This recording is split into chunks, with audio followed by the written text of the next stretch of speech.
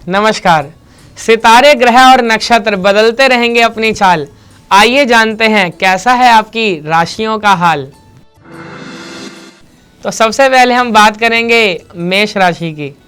मेष राशि के जातकों के लिए आज का दिन बिजनेस के मामले में उतार चढ़ाव भरा रहेगा।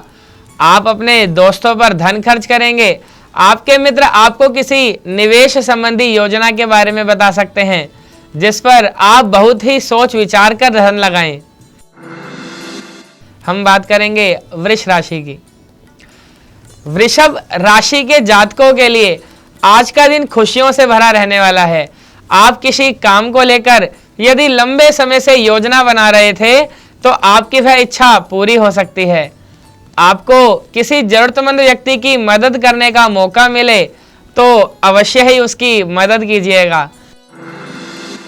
हम बात करते हैं मिथुन राशि की। मिथुन राशि के जातकों को कार्य क्षेत्र में अपने कामों पर पूरा ध्यान देना होगा, नहीं तो उनमें कामों में कोई गड़बड़ी हो सकती है। आपका कोई पुराना रोग उभर सकता है जो आपको परेशान करेगा।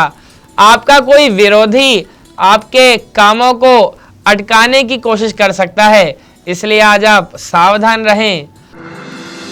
अब हम बात करेंगे कर्क राशि की। तो कर्क राशि वालों के लिए कैसा है आज का दिन। कर्क राशि के जातकों के लिए आज का दिन सामान्य रहने वाला है। आप अपने जीवन साथी से कुछ जरूरी कामों को लेकर बातचीत कर सकते हैं। आपको अपने पिताजी से अपने मन की बात कहने का मौका मिलेगा, तो आज आप खुलकर अपने पिताजी से बात कीजिएगा। हम बात करेंगे सिंह राशि की। सिंह राशि के जातकों को आज के दिन लेन देन को लेकर बहुत ही सोच विचार करना होगा। आपका कोई जमीन जायदाद से जुड़ा मुद्दा सुलझ सकता है। आपको व्यापार में अपने सहयोगियों से कामों में लाभ मिलेगा।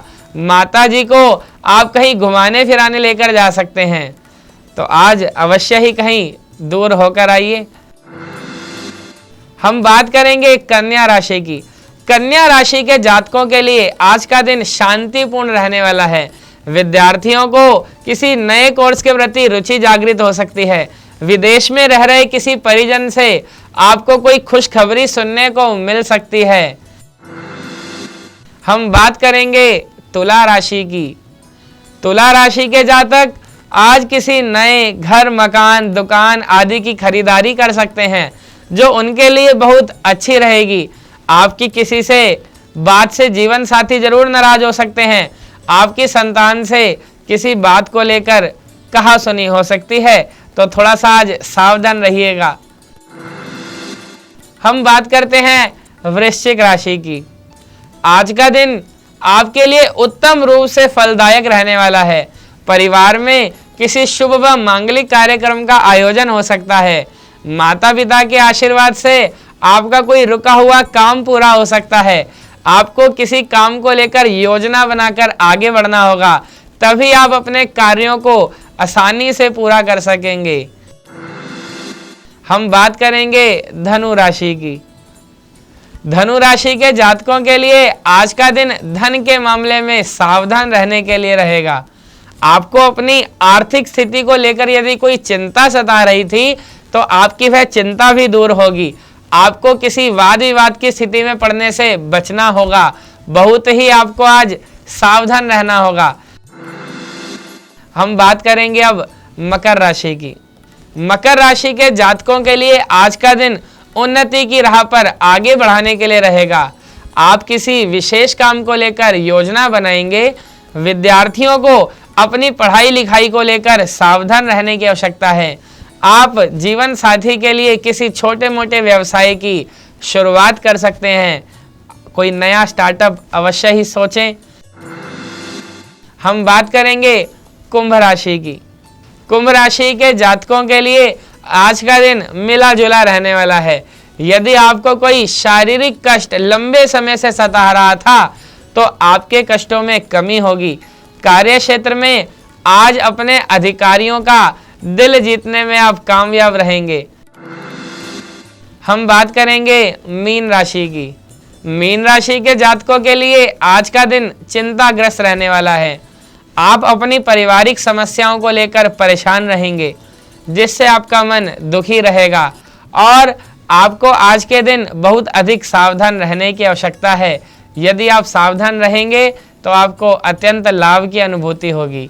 जय सिया राम, जय सिया राम, जय सिया राम, जय सिया राम। एक बार पंडित जी पूजा करा रहे थे, सभी लोग हाथ जोड़कर बैठे थे। पंडित जी पूजा करवा रहे थे और पूजा के बाद बारी आई हवन की। पंडित जी ने सबको हवन में शामिल होने के लिए बुलाया। सबके सामने हवन सामग्री रख दी गई। पंडित जी मंत्र पढ़ते और कहते स्वाहा। जैसे ही पंडित जी स्वाहा कहते, लोग चुटकियों से हवन सामग्री लेकर अग्नि में डाल देते। बाकी लोगों को अग्नि में हवन सामग्री डालने की जिम्मेदारी दी गई थी और जो घर का मालिक था उनको स्वाहा कहते ही अग्नि में घी डालने की जिम्मेदारी सौंपी गई। कई बार पंडित जी ने स्वाहा स्वाहा बोला। मैं भी हवन सामग्री अग्नि में डाल रहा था और मैंने क्या देखा कि हर व्यक्ति बहुत थोड़ी थोड़ी मात्रा में सामग्री डालता है और सब लोग ये सोच रहे हैं कहीं हवन से पहले ही सामग्री खत्म ना हो जाए। घर का मालिक भी एक एक बूंद सामग्री डाल रहा था। मंत्रोच्चारण चलता रहा, स्वाहा स्वाहा शब्द होता रहा, हवन पूरा हो गया और सभी लोग इसी सोच में अभी भी बैठे हुए थे कि कहीं सामग्री कम ना पड़ जाए। हवन तो पूरा हो चुका था और सामग्री बहुत सारी बच गई और घी तो आधा भी नहीं लगा था। जब हवन पूरा हो गया तो पंडित जी ने कहा कि अब आपके पास जितनी भी सामग्री बची है उस सभी को अग्नि में डाल दो और गृह स्वामी से भी कहा कि आप इस घी को भी हवन कुंड में डाल दो। एक साथ बहुत सारे लोगों ने बहुत सारी हवन सामग्री अग्नि में डाल दी और बहुत सारा घी भी अग्नि के हवाले कर दिया। अब पूरे घर में धुआं धुआं हो गया, बैठना मुश्किल हो गया, अग्नि शांत हो गई। एक एक करके सभी कमरे से बाहर निकल गए। सभी कह रहे थे कि बेकार ही हमने हवन सामग्री बचाई, सही अनुपात में डाल दिए होते तो इस कमरे में धुआं नहीं फैलता। घी को भी बचाने की जगह सही अनुपात में खर्च करना चाहिए था। खैर, अब जब तक सब कुछ जल नहीं जाता, अग्नि में स्वाहा नहीं हो जाता, तब तक कमरे में जाना संभव नहीं था। हम सभी लोग बाहर गर्मी के अंदर खड़े हुए थे। काफी देर तक इंतजार करते रहे कि कब अग्नि प्रज्वलित होगी और हम अंदर जा सकेंगे। बस मेरी कथा तो यही समाप्त हो जाती है। मैं यह सोच रहा था कि उस पूजा में मौजूद हर व्यक्ति इस बात को जानता था कि जितनी सामग्री है उनके पास वो सारी उन्होंने हवन कुंड में ही डालनी है। फिर भी उन्होंने पता नहीं क्यों उस सामग्री को बचाए रखा कि बाद में काम आएगी।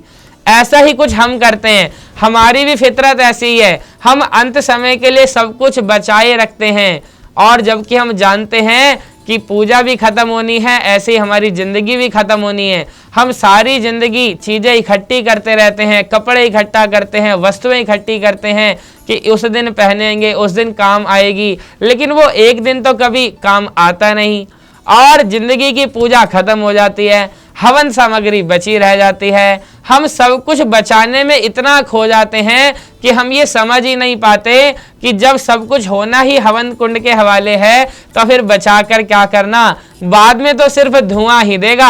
अगर जिंदगी की हवन सामग्री का इस्तेमाल हम पूजा के समय सही अनुपात में करते तो ना धुआं होता, ना गर्मी, ना आंखें जलती, ना मन। ध्यान रहे, यह संसार हवन कुंड है और जीवन एक पूजा है। सब कुछ हवन कुंड में ही समाहित होना है। इसीलिए हमें अपने इस जीवन की सभी सामग्रियों को बराबर अनुपात में खर्च करना चाहिए। हमें संग्रह करने के लिए मेहनत ना करनी पड़े। हमारी मेहनत तो बस जिंदगी को जीने भर जुटाने की होनी चाहिए। तो मैं आप सभी से यही आशा करता हूँ कि इस कथा का आपको सार स्पष्ट हो गया होगा और यदि नहीं समझ हुआ तो आप फ़ोन करके मुझसे पूछ सकते हैं और आप मुझसे और भी ऐसी कथाएं सुनने के लिए जुड़े रहें। बोलो सियापति रामचंद्र भगवान की जय।